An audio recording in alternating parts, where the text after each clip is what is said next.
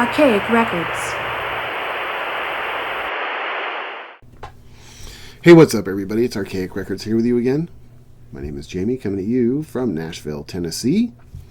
Here to welcome you into episode number 158. This past week, one of my clients asked me, he said, "Hey, Jim, who is your favorite band in the world right now?" And I remember right after he asked me that question, I looked down at him and really, without giving it much thought, I just blurted out. I said, "The Smiths, idiot." I mean, don't you pay attention to Archaic Records? Don't you watch Morrissey Monday? At which point in time, he replied to me by saying, "No, you old goat. I'm not talking about your dinosaur music. I want something new. I'm bored. I'm dying out there. I need some sort of a blood transfusion."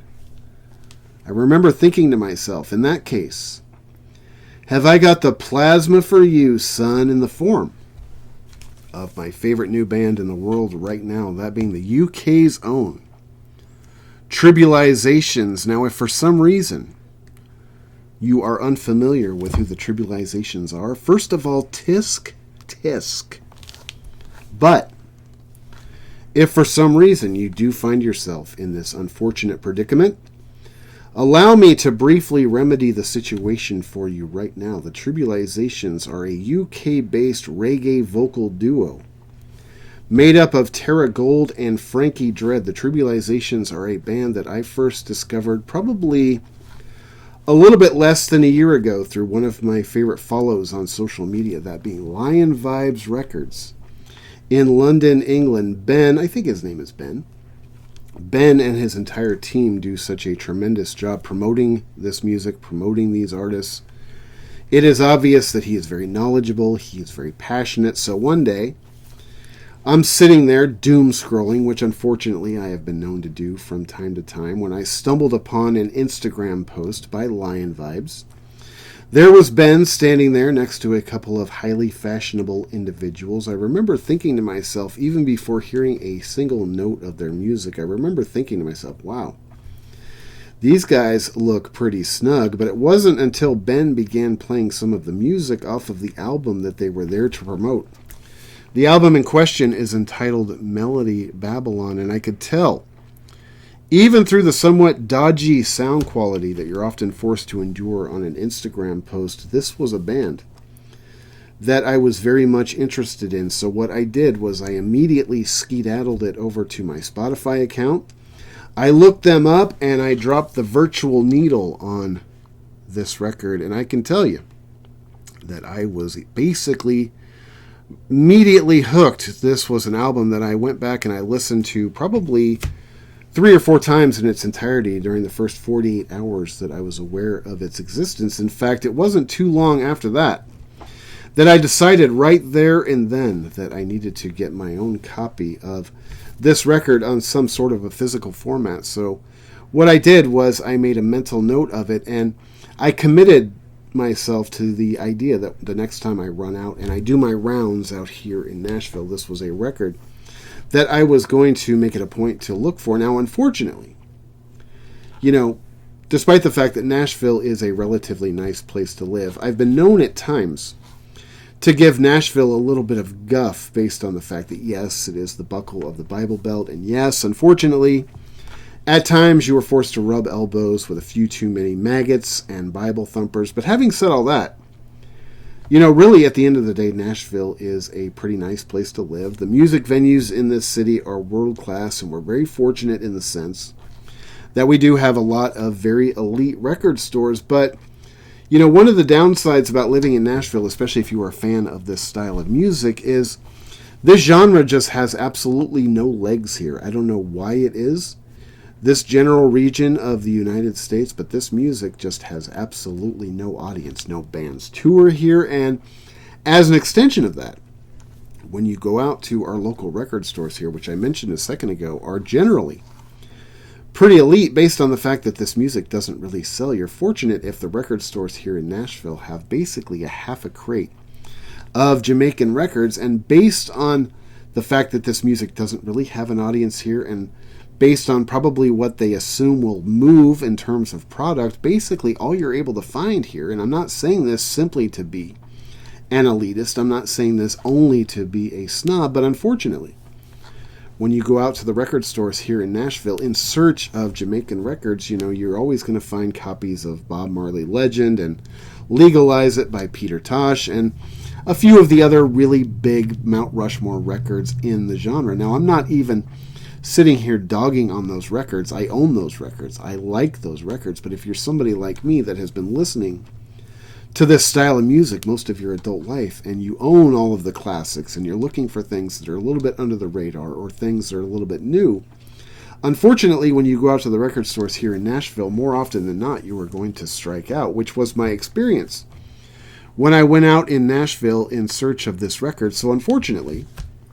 I came home empty-handed. Well, that isn't entirely true.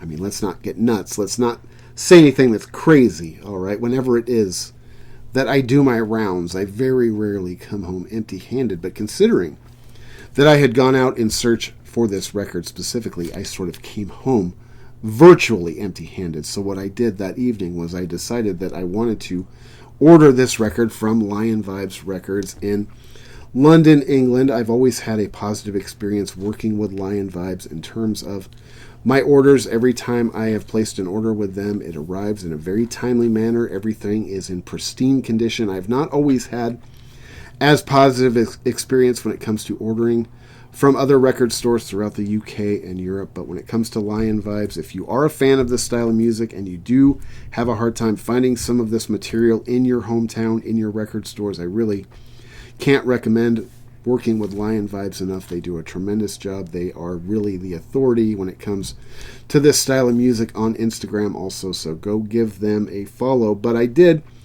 order this record via Lion Vibes in the UK, and basically within a week and a half it was resting peacefully on my doorstep. I was very, very happy to finally, I say finally, it took about 2 weeks from the time I heard this record till the time I was holding it in my hands. So I will say, it felt good to finally have my own copy of this record. As I mentioned before, this album is entitled Melody Babylon. It is produced by Syncy Beats. I love the artwork on this record. I love the photography.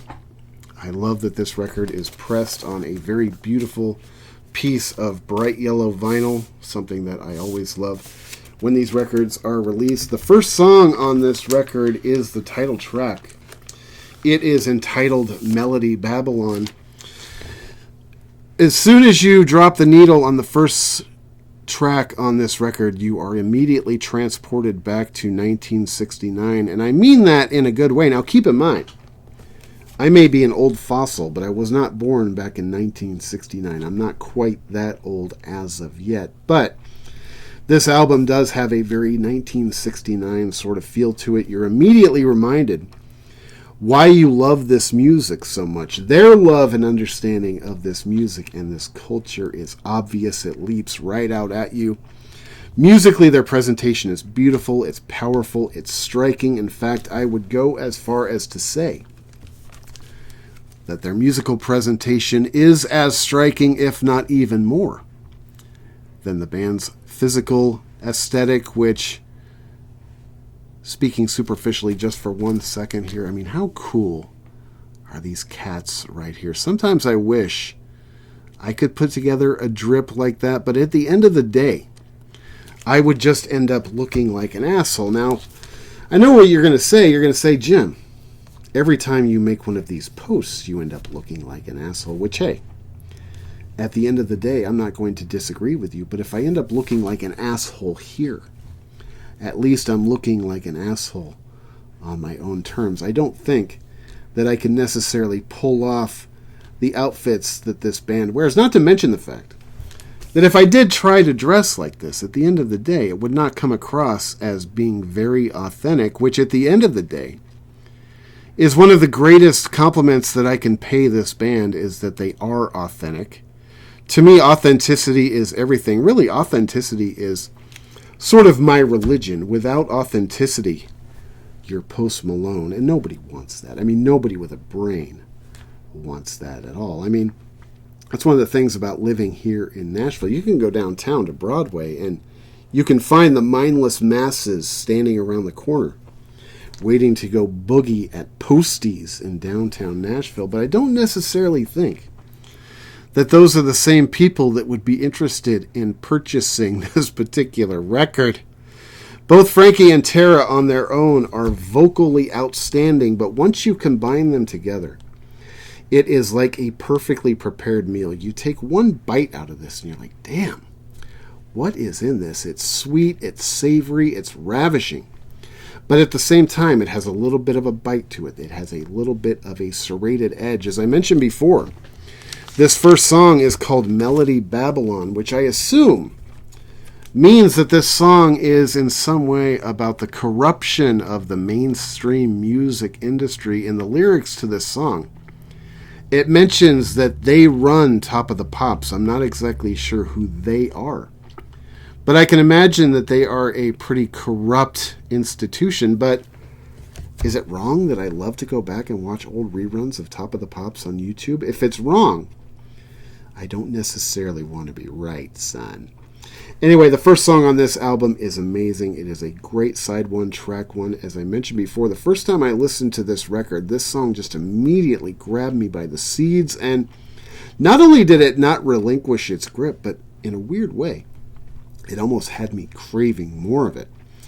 Second song on this record is a song called Freedom Fighter, one of my favorite songs on the disc. The thing that I love the most about reggae music is the positivity. The social consciousness, the community, and the way that it encourages you to look at the world around you. Sometimes I find it difficult to explain how a white boy from the rural mountains of Northern California of Norwegian heritage feels such a strong kinship to this style of music, but in my experience, once it gets into your blood, it's just there. Not even a skilled surgeon could dig it out. That's my little goal when it comes to doing this show that I do here. It is my goal it is my want to fill my tiny little plot within the grand scheme with positivity. This show is a celebration of music. It is a celebration of art. It is a celebration of all of the things that I love. It would be easy to sit here and do a show where I rail on all the things I despise. But at the end of the day, look around. I feel as if that has been done to death. In fact, if you go out there and you study social media, which is something I mentioned a second ago, I am guilty of doom scrolling from time to time. It seems as if 95% of what you see is just heinous and people wallowing in their own heinousness. And to be perfectly honest with you, it's not just online. I mean, take a walk outside. Go look around your neighborhood. Observe what it is that's going on out there. Especially here in Trump world. I mean, people are ugly. Hate and bitterness are the soup of the day. I mean, in this state, you've got elected officials who want to execute women for pursuing their reproductive freedoms. You've got elected officials in this state who want to take away women's rights to vote. I mean, don't you find it alarming that in the most powerful country that the world has ever seen, we are being run by the village idiot? That's why I choose to sail my ship in another direction. That's why I choose to try to fill my little piece of whatever it is out there with positivity. That's what this song makes me think of, You don't have to be Gandhi. You don't have to be MLK. You don't have to be RFK. You don't have to be Malcolm X. You don't have to be Cesar Chavez in order to go out there and enact change. In a weird way, in this climate that we are living in now, tolerance, love, and positivity are their own small acts of defiance. So what I choose to do is I choose to fill my little bit of airspace with positivity. I do not want to contribute to the unpleasantness. Now, this is not a gospel that I've always preached. For many of my younger years, I was very angry. I was very bitter. I was a tumor, man. Angry, bitterness, hateful, the whole gown. I was a person that had strung together a long series of unsuccessful relationships. I was drowning myself in cheap beer. I was miserable. I was unhappy. I was taking it out on the people that I interacted with out there in the wild. But one day I woke up I made a conscious decision that this was not working for me. This was not the legacy that I wanted to live behind. And I can tell you that just having made that decision, it doesn't just all wash away all at once. This was something that took a lot of time. It took a lot of work. It took dedication. But it's something that, looking back on, I'm very grateful that I did make that decision at a certain point in time. My life today is 1,000,000 times better than it was 15 years ago. I can't even begin to tell you, really, as many stories as I tell on this channel, I can't even begin to tell you what a tumor I was back in my late 20s and early 30s. That's what this song makes me think of. This is a song that makes me think of, hey, go out there, make your little corner of the universe a bright and positive place, because at the end of the day, all of that hatred and all of that bitterness and all of that ugliness, as much as it might sell, it isn't any good for you or anybody else. The third song on this record is another one of my favorite songs on this record. The song is called Politicians. I think that this song is about the public's loyalty to people over policy. People's devotion, that's one thing I will say about living in the United States in 2026, and I can assure you that I am by no means any sort of political scientist, but living in this country right now, and people's devotion, or at least some people's devotion, to the dickless pumpkin is something that I've never seen in my entire life. It is something that I really have a hard time even wrapping my mind around. Somebody told me one time recently at my work that they did not think that the people elected Trump, that God did. And I remember having this conversation with this person at my place of employment, and I just sort of blew them off. I remember thinking to myself, all right, just shut up. I listened to this stuff enough living out here in Tennessee.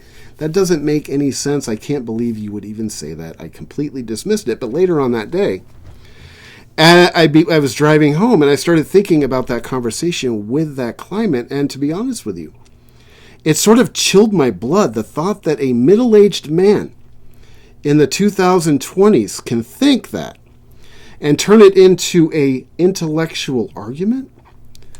I mean, this was somebody that was educated.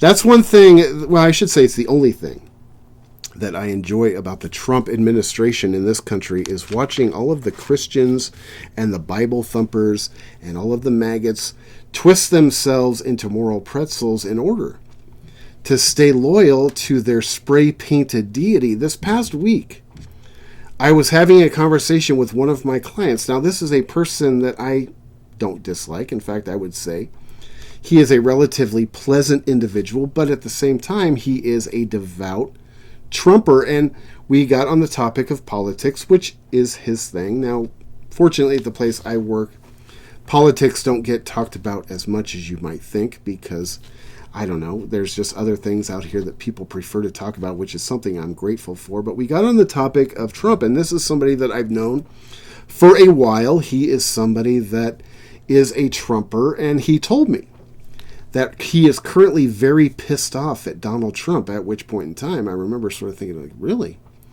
Because you're pretty devout, man. I mean, you have been a defender of this guy as long as I've known you. And I asked him, I said, well, what was it? What is it now of all the things he's done, all the things that I disagree with, all the things that most people on the sane side of the world disagree with? And he started talking about the Iran conflict and gas prices. And I remember telling him, because the main thing that he was stuck on was gas prices. And here in Nashville, now my dad lives out in California. I was just having a conversation with him recently. Gas in California, I think, is up to almost $7 a gallon. Here in Nashville, it is up to like $5 a gallon, which is crazy out here. But that's what he was railing about. He was railing about the price of gas. And I remember I asked him, I said, well, you know, people are dying, right? You're aware of that. And he said, yeah, I don't care about any of that. I didn't sign up for $5 a gallon, Jim. And I remember thinking to myself, okay, that's the type of people that these maggot Trump Christian people are. It doesn't really bother them. Anything he does, as evil as he is, and all of the hate that he perpetrates out there in the world, it isn't until it affects their pocketbook that they take notice of it. This song also talks about how the media has a tendency to become the propaganda ministry for whichever side of the political aisle they sit on. That is something that I also find, at least in this country, to be somewhat disgusting. Now, that's not just a Fox News observation. I'm not just talking about the conservative media. The liberal media in this country can be quite as disgusting as it is that the conservative media is. That's why I don't really like any of these people. I do not necessarily side with either of the two major political parties in this country. I feel absolutely no admiration, no loyalty at all towards any of the political figures in this country. Trump in particular. I think that this song, Politicians, is very topical, at least for the world that I live in here in the United States. The fourth song on the first side of this record is a song called Fade Away. This is a song that I love very much also. I think that this song is also a call to solidarity. Our divisiveness, I think this song is saying, is basically playing... Our divisiveness has us playing right into the hands of the ruling class. They are playing a giant game of divide and conquer, and unfortunately, we are the pawns in their game, and unfortunately, most of us are unaware of this. They're basically using distraction tactics to get away with whatever it is that they want. Yes, I'm cynical enough to believe that the war in Iran is at least in part a distraction tactic by Trump to get people to quit talking about the Epstein files. The last song on side one is probably my favorite song on the entire record. That is a song called Without You. This is a song that always makes me think of my lovely bride. I was thinking about this as I was writing this episode, listening to this record with the mindset of sort of breaking down the songs and writing about what each song means to me. I talk about it on this channel all the time. When I break down these songs for you, whether it is by Morrissey or any other of these artists that I talk about, I always make it a point to tell you that when I'm sort of analyzing what these songs mean, it is what they mean to me. I'm not telling you that this is what the author is saying and this is what you have to believe. This is simply the way that I interpret these songs, but this is probably my favorite song on the record. It always makes me think of my wife. I was thinking about this in terms of this song because I was listening to this album the other day as I was writing down some of these notes. You know, if I had to name... Now, I don't know if this is a question that you could answer. This is probably not a question I could answer until this past week when I was writing this episode. But if I had to pinpoint the single happiest day of my entire life, it would probably be February 4th, 2013. The reason why February 4th, 2013 is the happiest day of my life is because that was the first date that my wife and I ever went on. Now, keep in mind at the time, it was not necessarily a formal date. My wife and I met working together. We had met probably 6 months before we hung out on this particular 4th of July, but we were both living in Santa Cruz. We were both working together at an establishment there, and my wife and I got off to a somewhat tumultuous start in terms of our relationship, in terms of us being coworkers, because I was convinced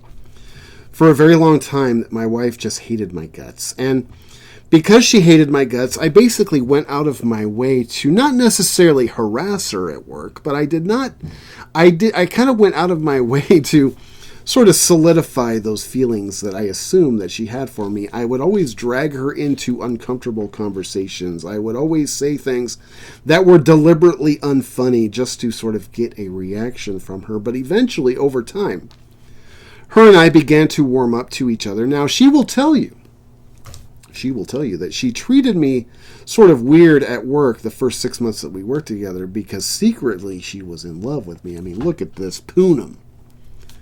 How could you not be, son? That's something that I still don't necessarily believe, mind you, but that's what she's told me, that she was awkward. She didn't know how to behave around me, so she acted as if she did not like me in order to sort of draw me in, which at the end of the day, I guess it worked. We've been married. We've been together for 14 years or whatever it is. And I remember on that 4th of July, we were living in Santa Cruz. We had a friend who played music, and they were having this big party down at the boardwalk, so her and I decided that we would go down there together. We would purchase a 6-pack of beer. We would hang out. We would just sort of hang out because neither one of us really knew many other people in Santa Cruz. I am not necessarily the most social individual in the world. My wife is also not really the most social individual in the world. So we started hanging out, and basically it just turned into a perfect day. It was one of those days that you simply do not want to end. So after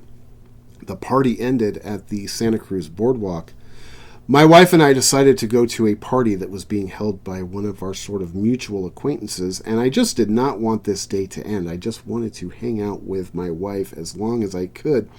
This was the first time I really began to get to know her, and I felt as if her and I were clicking. Now, at the time, I didn't know that we were necessarily clicking romantically, but I felt as if we were clicking at least on some sort of deeper level. So we go to this party, and I end up in this conversation with a person.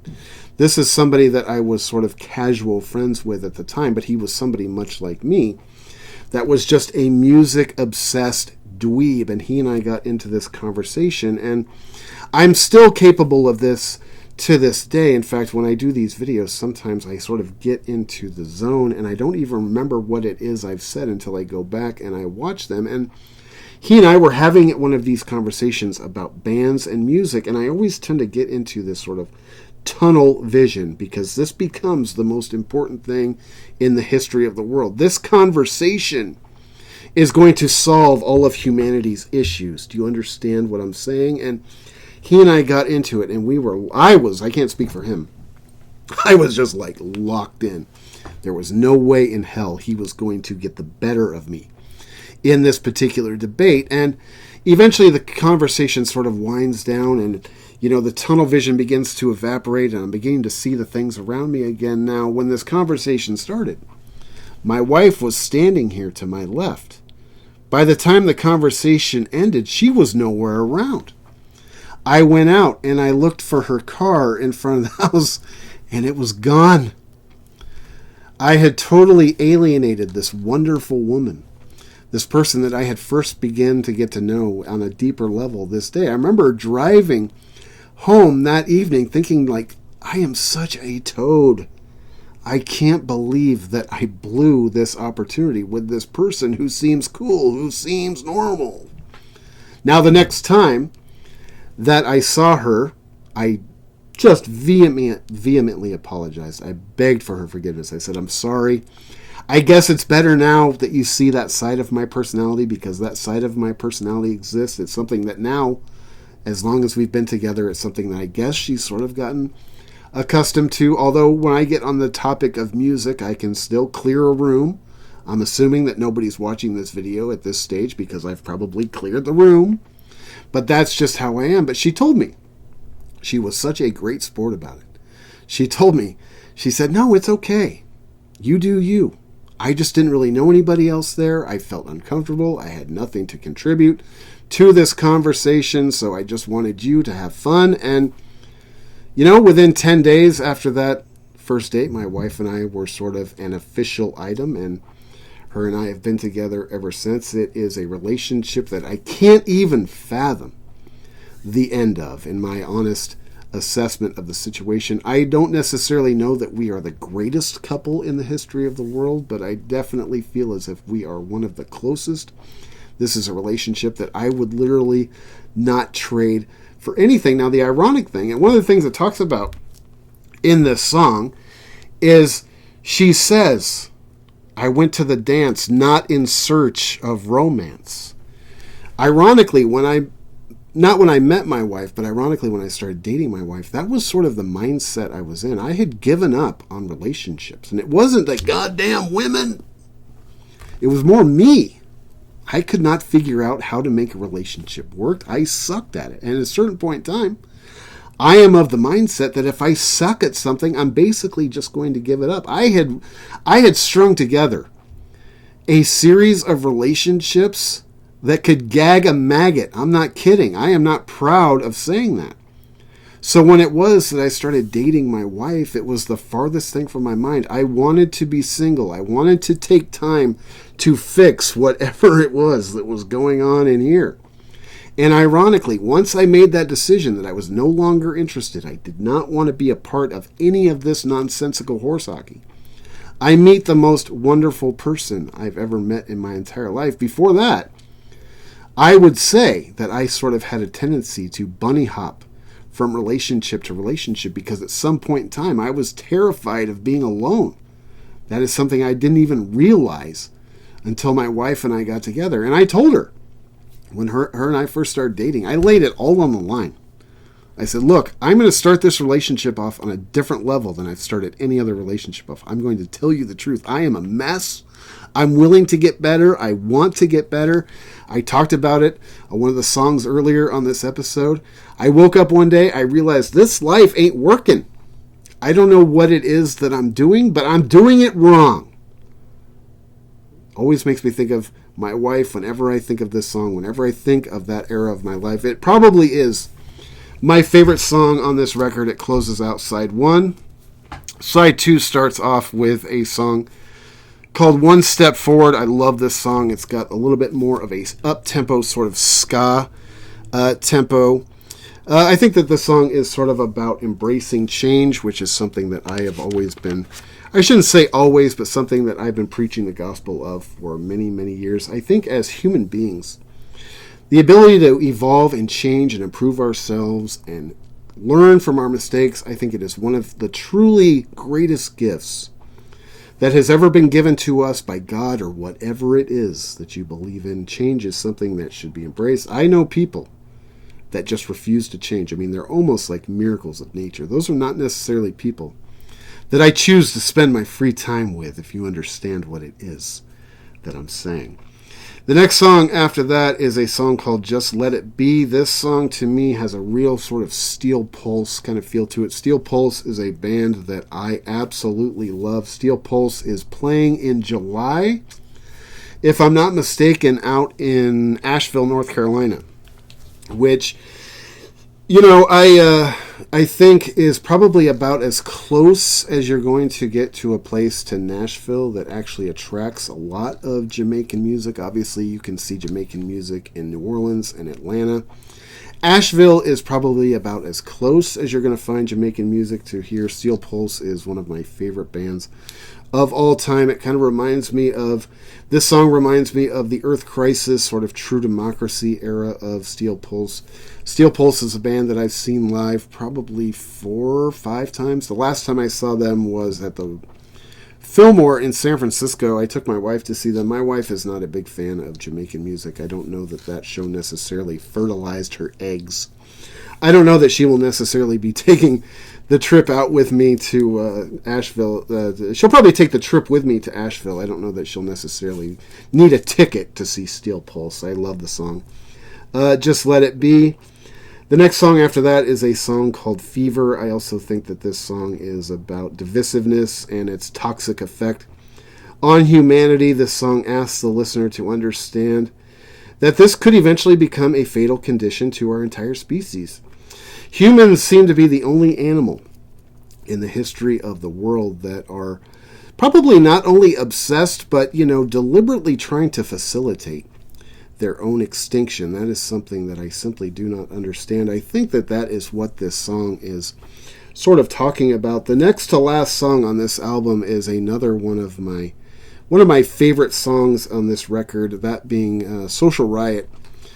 Basically what this song is saying is, if you don't stand up for what is right, you are quietly accepting what is wrong. This is a song that lyrically, it sort of makes me think of, and again, I am an old man, but I'm not necessarily old enough to remember the civil rights era in this country. Although I will say, being from California, that is one thing that is interesting about living out here in the southeastern part of the United States. If you are somebody that loves history as much as I do, and somebody that loves American history as much as I do, I find the Civil War and the Civil Rights era to be two eras of this general, geographic region's history, something to be I find to be very, very fascinating. That's sort of what this song makes me think of, is, the Civil Rights era, Vietnam, people like Phil Oakes, and, sort of protest music, protest singers. I think this song in its own way is a protest song. Obviously, with a title like Social Riot, I don't necessarily think that I'm really going out there on a very flimsy limb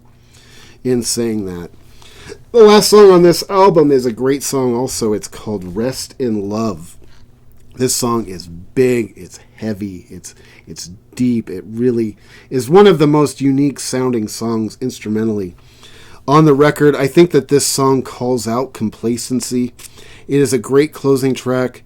With everything we've talked about here today, if you do nothing else, go out and make sure that you make yourself a better human being. I think that is what this song is talking about. I think it's talking about feeding your intellectual hunger, stoking your spiritual flame, embracing positivity, being a beacon in a world that is in so desperate a need of one.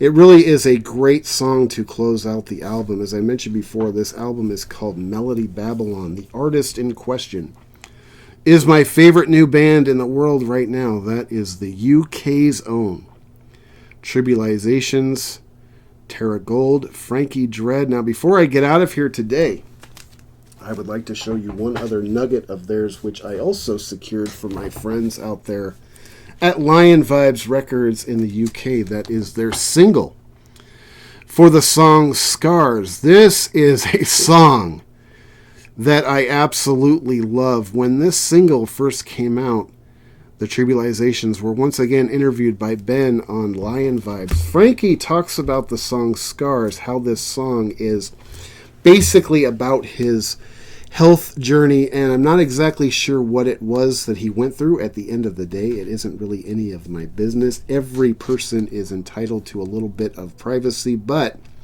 whatever it was, it left scars on his brain. He talked about in the interview how everybody has their scars. That's basically what this song is about, whether it is physical scars, mental scars, emotional scars. It reminds me of one of my favorite quotes that my mom ever said to me. My mom is a quote factory.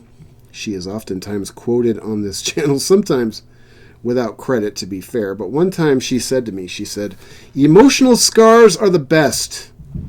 I said, "Why is that, Mom?" She said, "Because they're not visible and they don't ever heal." If that isn't some words of wisdom for you, I don't exactly know what it is that you were looking for. But I love the artwork on this as well. If I'm not mistaken, I do believe that this Scars EP is a limited edition. So good luck ripping this one from my grip, son. It ain't going to happen. You pull this one from my hand, it's going to have fingernails stuck in it, if you understand what it is that I'm saying to you now. Now, just this past week, before I get out of here, the Tribulizations did release their video for their song Won't Stop. So what you need to do right now is you need to end this video. You need to run over to their YouTube channel and you need to check out their video for the song Won't Stop. It is unbelievable. The song is unbelievable. The video is incredible. I already have this burning desire. My wife and I are planning a trip out to the UK next June. I already have this burning desire to see this band live when it is that my wife and I make it out to the UK next summer. But check out the video for the song Won't Stop.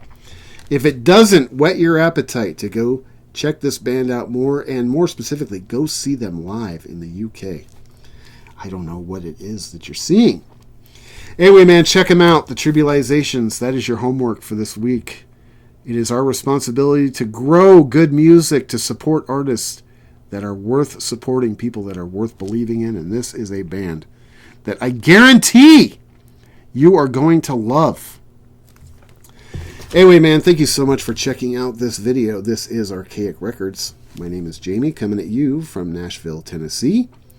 Be sure to go out and support your local record store like Lion Vibes in London, England. No, they've not paid me for any of this. This is all just me slurping at my own discretion. Check back for Morrissey Monday, a celebration of all things Morrissey and the Smiths, as well as other record content and album reviews throughout the week. So, until next time, my friends, talk to you then.